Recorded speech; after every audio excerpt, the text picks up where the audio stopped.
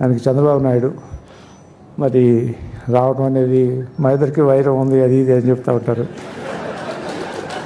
వైరాలు ఉన్నమాట వాస్తవమే, కానీ ఎప్పుడు ఒకే రకంగా ఉండకూడదు కదా, ముందుకు వెళ్తూ ఉండాలి, అవన్నీ మర్చిపోవాలి. భవిష్యత్తు అనేటటువంటిది ఆశాజనకంగా ఉండాలి అనేటటువంటిది నాకేం కోరికలు లేదు స్వామి. మళ్ళీ నేను వదిలేశాను, నేను హ్యాపీగా ఉన్నాను. నా చెప్పాడు కదా, భరత్ చెప్పాడు కదా, చాలా జాలీగా ఉంటాడు డాక్టర్ గారు, మేమంతా కూడా అట్లా ఉండాలని చెప్పి ముందే భరత్ చెప్పాడు. భరత్ అబ్జర్వ్ చేసినందుకు I'm very happy Bharat. That's మీద ఐఎమ్ రియల్లీ హ్యాపీ. నాకేమి అటువంటి కోరికలు ఏమి లేవు. కోరికలు ఏమైనా ఉంటే నా పిల్లలతోటి, నా కుటుంబంతో క్షేమంగా, 10 మంది స్నేహితులతోటి క్షేమంగా ఇలా పుస్తకాలు రాయగలిగితే రాసుకుంటూ ఆనందంగా ఉండాలి. అది కూడా జీవితమే, దాన్ని కూడా ఆస్వాదించాలి.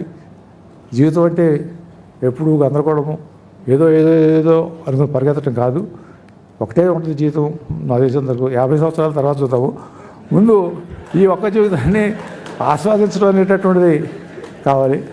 అలానే మా వెంకయ్యనాయుడు గారు, మా చిన్నప్పుడు అంటే నేను స్కూల్లో ఎస్ఎస్సీ చదివేటప్పుడు ఆయన ఆంధ్ర ఉద్యమం ఉపన్యాసం అంటే వెంకయ్యనాయుడు.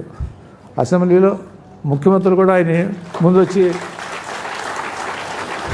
ఆ రోజు అంజయ్ గారు లేకపోతే ఇంకొకటో ముందు రోజు వెంకయ్యనాయుడు గారు ఏమేమి మాట్లాడతారు అని రూమ్కి వచ్చో లేకపోతే ఇంటికి వచ్చో ముందు ఆయన ఏం మాట్లాడతారో తెలుసుకుంటారు. ఎందుకంటే ఆ ప్రవాహం, ఆ క్లారిటీ, అది ఆయన్ని ఎంత వాడిని చేసింది అనేటటువంటిది మనకందరికీ తెలుసు. మన తెలుగువానిగా ఒక గొప్ప స్థానాన్ని అలంకరించినటువంటి వ్యక్తి నా ఈ పుస్తక ఆవిష్కరణ సభలో పాల్గొనడం అనేటటువంటిది నేను చాలా గౌరవంగా ఫీల్ అవుతా ఉన్నాను. అలాగే చంద్రబాబు నాయుడు గారు,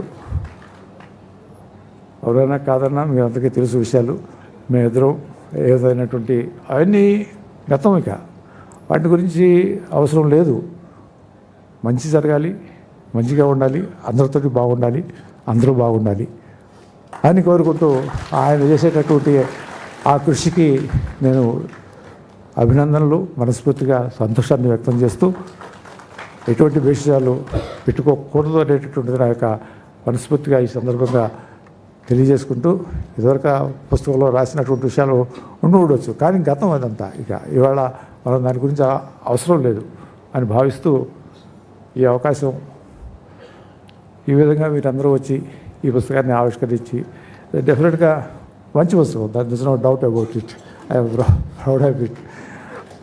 మొన్నటి వరకు అనుకున్నాను, కానీ ఈనాడు మాత్రం నిజంగా నేను మంచి పని చేశాను అనేటటువంటి భావంతో సెలవు తీసుకుంటాను. జై Hind.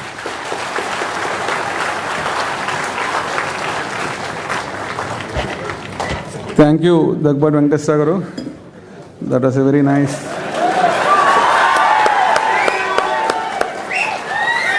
This is what we must learn from these two great gentlemen. We must forget the past, move on with the future.